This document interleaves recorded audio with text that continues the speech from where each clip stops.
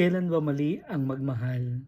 At kailan ba nagiging kasalanan ang magmahal? Sa katunayan, ang pag-ibig pa nga ang siyang nagpapabangon sa atin sa maraming pagkakataon na tayo ay nagkamali sa ating mga minamahal. Kahit sa kasalukuyang panahon, marami pa rin mga Kristiyano at tagasunod ni Kristo ang inuusig dahil sa kanilang pananampalataya.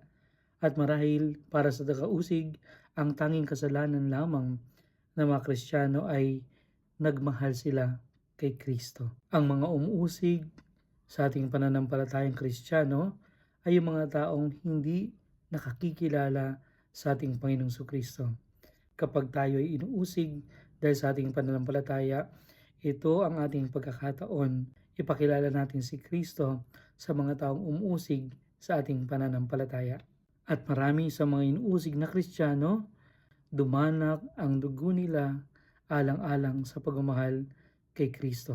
At ang dugong ito ng mga martir at mga inusig na Kristiyano ang siyang dumidilig sa ating pananampalataya.